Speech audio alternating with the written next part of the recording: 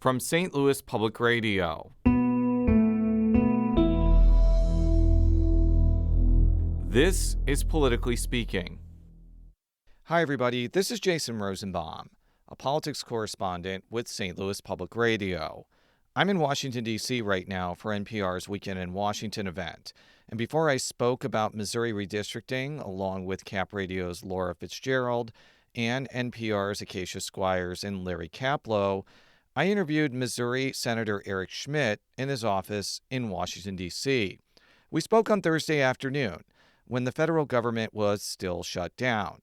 At the heart of the longest shutdown in American history are insurance subsidies for the American Rescue Plan. Even some Republicans have said that these subsidies are crucial to preserve access for health care for millions of people. But Republicans like Schmitt have a markedly different perspective on the issue. Here's my conversation with Eric Schmitt, which was also broadcast on St. Louis on the Air. You posted on Instagram that you expected the government shutdown to come to a conclusion after Tuesday's elections. We're here on Thursday, November 6th. The government's still shut down. What gives? I still am hopeful that that's the case. I mean, currently there are discussions that are ongoing right now as this is being recorded on Thursday to reopen the government, with probably 5 to 10 Democrats supporting that effort. So I think the more moderate members understand that this shutdown is stupid. It doesn't make any sense. We're about, I think, this weekend hitting a place where 10% of the flights will be grounded. There's just simply not enough air traffic controllers for the volume. They're not being paid. They haven't been paid in a month.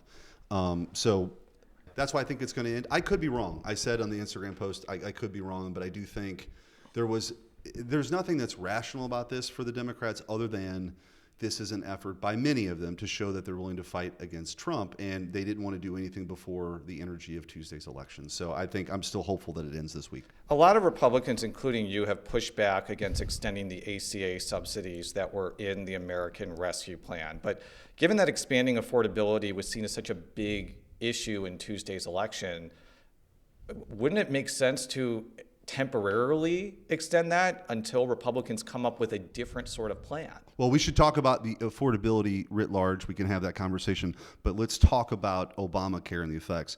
No one can make the argument that Obamacare has made healthcare less expensive for working families. That's not true. Healthcare costs have gone up over 80% since Obamacare. Even the Washington Post editorial board said the problem with the, quote, Affordable Care Act is it was never affordable. So I am more than willing to have that healthcare discussion. I think we should. I think there are ways that you can lower costs, but this effort with the subsidy, about 40% of it, if you want to get into the weeds a little bit, about 40% of it goes to insurance companies in instances where there's actually no utilization at all. It's a huge subsidy for insurance companies who've gotten rich on this, but it hasn't helped a lot of people. It certainly hasn't reduced the cost of healthcare. So my expectation, Jason, is that at some point, it's that once this shutdown is over, that we will have a debate about this, and I welcome that. But Obamacare has been a disaster for working families. Another big reason why I've heard Democrats don't trust Republicans here is, in coming to a deal, is that Republicans pushed through a budget deal earlier in the year, and then there was a rescissions package, which you actually handled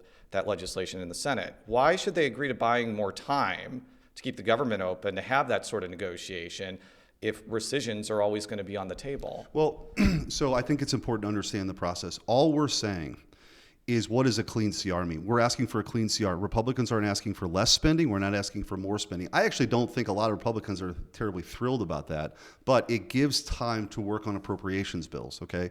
So one of the big things in our leadership election last year, Jason, was that my first 2 years here, there was no process. Schumer never had bills on the floor. And by the way, Republicans were guilty of this too, where you didn't have an appropriations process and you end up with an omnibus bill that's decided by 4 people that you see at midnight, right? So this would get us back to what's referred to as regular order. Democrats will certainly have a role to play in that. But this shutdown is about them objecting to a clean CR because you could talk about health care for illegal immigrants or non-citizens. You can talk about all the demands that they have.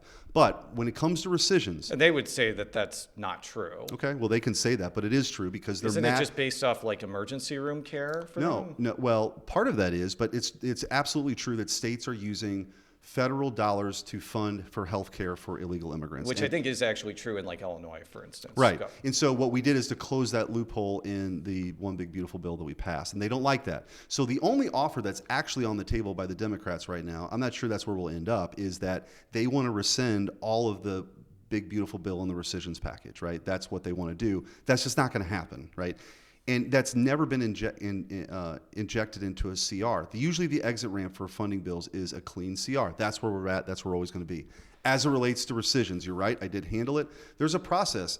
When President Nixon was impounding a lot of money, in 1974, Congress passed a law saying, we're going to make sure the legislature has a role in this. And they passed the Budget Impoundment Act, that rescissions is where the process comes from. So if Democrats have a problem with rescissions, they should change the law, but we'll certainly have the ability to move forward on rescissions. Okay, since you are talking... Sorry, that was a long answer. No, that's okay. Since you are talking to a reporter for an NPR affiliate, I'd be remiss if I did not read a quote that you said on the floor of the Senate about NPR and PBS. NPR and PBS are not neutral media outlets. They're the closest thing we've ever had in this country to Pravda, which is the Soviet Union newspaper that I think still exists, but was popular when the Soviet Union exists.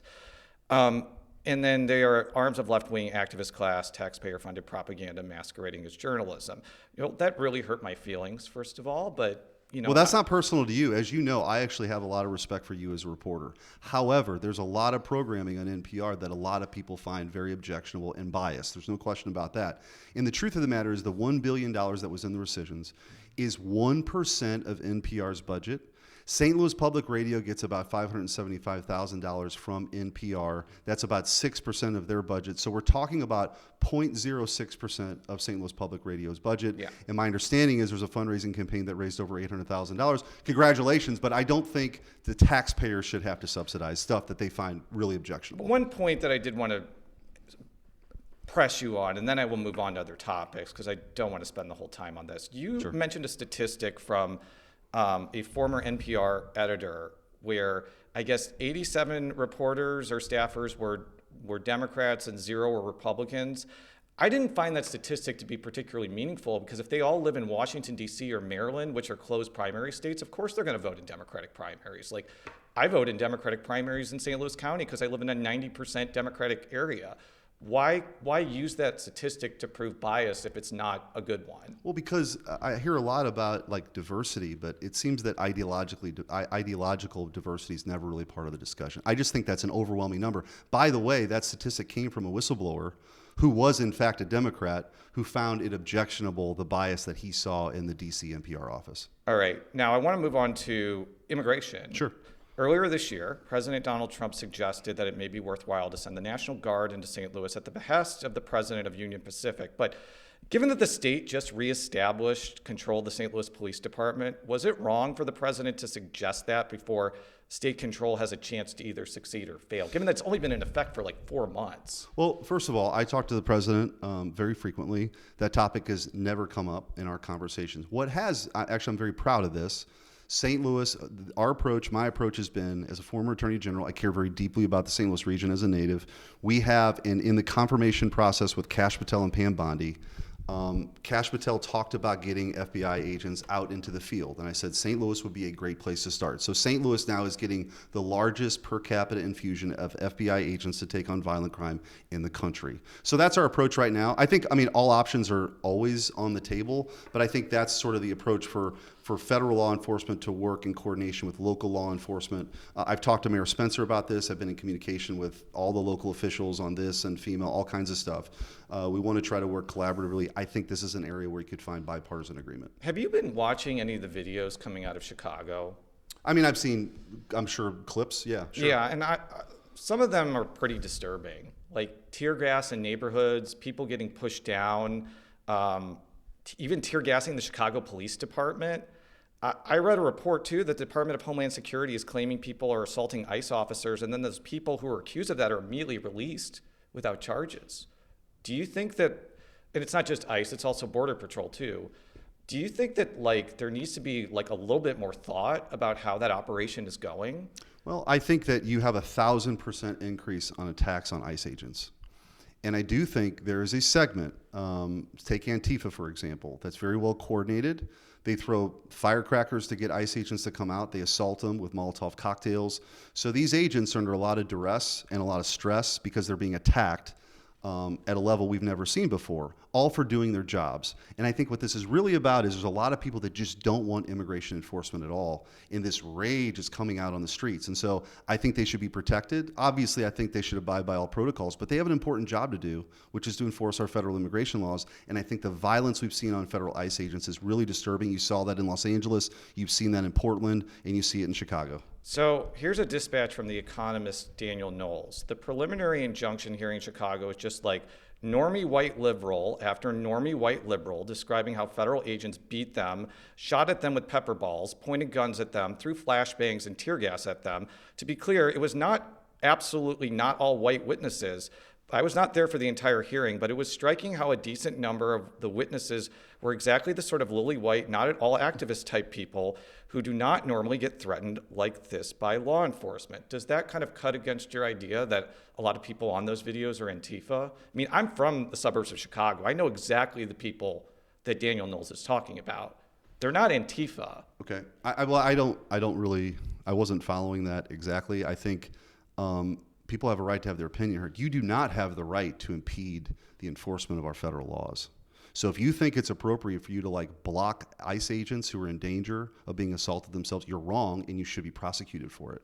So I don't have any problem with so if you want to protest in the town square and you have an opinion about how ICE agents are conducting their jobs, this is America, God bless you. But that's not what's happening, Jason. There are people who are outside federal office buildings where ICE agents are located. There are people who have safe houses who they run to after they assault ICE agents in a coordinated campaign of terror and violence. And so if you want to have the position that we shouldn't be enforcing federal immigration laws, then change the laws. But right now we have a president that's going to go do that. And I would also point this out. Bill Clinton deported 12 million people. Barack Obama deported millions of people. What is the difference? I think there's been a radicalization on the left who just doesn't believe in border enforcement or immigration laws being enforced either. You said in your NatCon speech that there's been too much legal immigration, particularly with H-1B visas. Do you think there should be constriction on legal immigration too? I think there's been, my point I was making in that speech was there has been abuse with H-1B, the H-1B program, no question. So for example, in the area I grew up in, North County, people were hit with this double whammy of their jobs were sent overseas to places like China, and as they looked for other employment, a lot of their wages were undercut through illegal and sometimes legal immigration.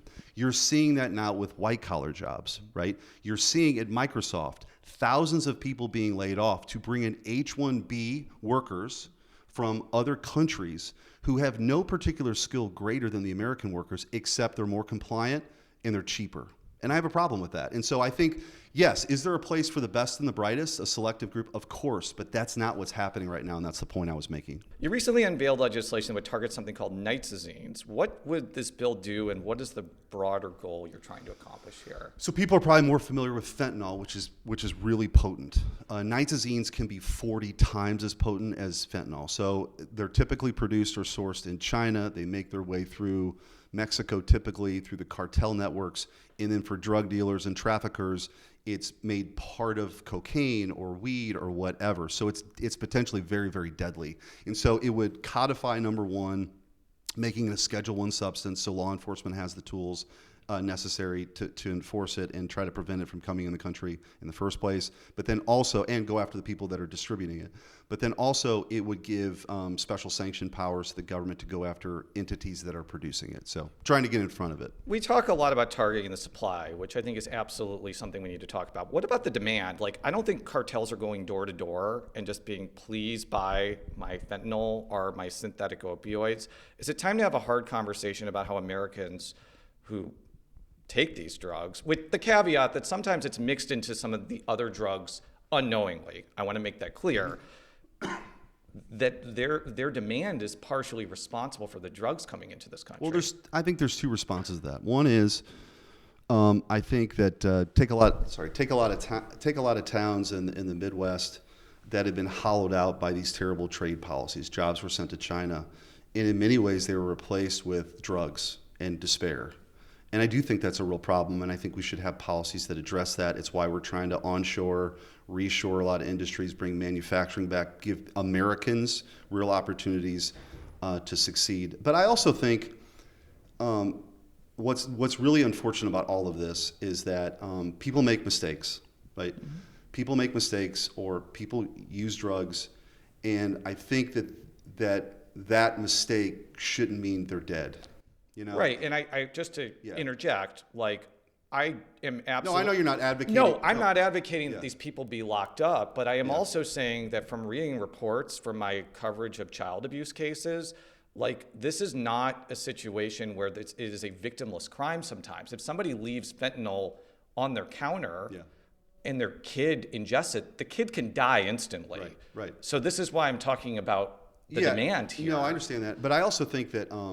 look, you wouldn't, in St. Louis or Kansas City, you wouldn't, without the cartels trafficking, you wouldn't just organically have access to nitazines or fentanyl, right? They're actively being pushed because they're highly addictive, right? And this isn't, by the way, some like weed dealer from Dazed and Confused. Like, this is a sophisticated... Certainly not in Missouri. Like, the weed system is pretty sophisticated in Missouri now. Yeah, well, the legal, legally. But I think this is dangerous, and like I said, I just would hate that people make a mistake and they die for it. I understand the point. I think there are things we can do. I mean, one of the things I'm most proud of is my time as AG was the opioid settlement, which was like $450 million that's coming to the state that are available now in grants. And I think that was meant for, and I hope it is utilized for, treatment, not just to go to general revenue, but for real treatment for people to stop the addiction. In the last few minutes, you recently had a hearing detailing instances of left-wing violence throughout America, and you often push back against people who say, well, what about January 6th? Or what about the attack on Paul Pelosi, or the Josh Shapiro arson, or the murder of the Minneapolis House Speaker, or the fact that an avowed Trump supporter set fire to a Mormon church in Michigan? But doesn't America have a general political violence problem rather than solely a left-wing violence problem? I'm not denying that there haven't been left-wing people who have killed people. Like, the congressional softball game is clearly an example. But could you respond to that point? Sure. Well, I think it's important to note that about 2 months ago, I sponsored the condemnation in the wake of what happened in the 1-year anniversary of Butler, in the wake of what happened in Minneapolis, condemning all forms of political violence. And I don't think there's any room for equivocation there. All forms should be condemned. Free speech, yes. Political violence, no. However, if you look at the raw numbers and the incidents from Charlie Kirk to, you go on down the line, I won't list them here, we can give you a list, it is overwhelmingly coming from the left right now. And that is also buttressed, Jason, by some really scary polling numbers, which is 25% of those who describe themselves as very liberal are willing to tell a pollster that political violence can be justified, compared to 3% of those very conservative. Now, that's within the margin of error of zero, but let's just say it's 3%. That's 3% too many. But the fact is, that's not the same thing, right? And you have 55%, according to recent polls, who think that the assassination of President Trump will at least be somewhat justified. That's pretty chilling to me. Which poll? I think that's a YouGov poll. I think it's a YouGov poll, and we're happy to get it to you. So I mean, I think that. Let me just say, I disagree. No, I know that, but I think that something. Not that you were accusing me, but yeah, continue. I know something has happened on the political left here that is outsized, and I think we need to get out in front of it. You have also mentioned that you want Antifa to be declared a domestic terrorist organization. Foreign terrorist. But Antifa isn't by its nature a pretty disorganized and just like it doesn't seem like it's an organized entity like, I don't know, the Communist Party or Al Qaeda. It's just sort of a ethereal belief in anarchism, basically. Yeah, I disagree with that. I think if you dig a little bit deeper, and we're happy to provide you with some of the evidence we've uncovered so far and why we've asked the State Department to designate them an international or foreign terrorist organization in addition to a domestic terror organization, is their funding is international. They have networks that tip off people. They have international safe house network that people can access. So I think this is much more organized than people think. My last question for you, I do want to touch on the elections of Tuesday. Sure. I think we need to be careful about drawing a line between now and a year from now. A lot could happen. Yeah. But I saw a Facebook status about how you thought it was telling that the Virginia Democratic Attorney General candidate won. And I've seen those text messages. They're grotesque. Yeah. I want to make that clear. But couldn't you also say, and you could maybe extrapolate this to all the results, that the fact that somebody that flawed and somebody with that little self-control won over a Republican incumbent attorney general showcases just how damaged the Republican brand is, not just in Virginia, but New Jersey, California, Mississippi, Georgia? I don't know, man. Like, I talked about this rise in political violence on the left, and 25% saying political violence is justified, and Virginia just elected a guy who fantasized about killing his political opponents and his kids. So I can't answer why, but I think that's sick. I also know that in New York, a self-avowed communist, Democratic socialist, but I understand it's now cause celebrate to call him a communist. Tommy Mandami. Got, But anyway, that he was elected. So I agree with you in the sense that I think it's hard, and I said this ahead of time, so it's not like armchair quarterback. I think it's hard to extrapolate an election in 25, not even a midterm in blue areas or blue states. I don't think you can draw some big conclusions from it. I will also say that the Republican Party now, which, as I've told you before, I feel very much at home now, is more of a working class party. It's a broad-based political party, which means there's more lower propensity voters in the party. So unlike before, when I was growing up in Missouri, Republicans perform better in presidential years than they do in midterms. And that's a challenge long term. I'd rather have that problem than the other side of it. But so again, I don't think there's too much to glean from this. I will say this, though. I think there is a very important conversation that needs to be had on the Republicans, and I hope to lead it, about these affordability issues for young people. Yep. Like, the average age now of somebody who's married, has kids, and owns a home is 37 years old. Sensodyne toothpaste costs $10 now. Yeah. So, which is, Yeah, but for a family of three, like, that adds up. I know. Yeah. So I think this is a real thing. And Not to say that all my kids have sensitive teeth, but you understand my point. Continue. No, right. But no, I think this is a thing, and I don't intend to pretend it's not a thing. I think we should Republicans, conservatives should be leading on this and make sure that voices like Mandami don't fill that void.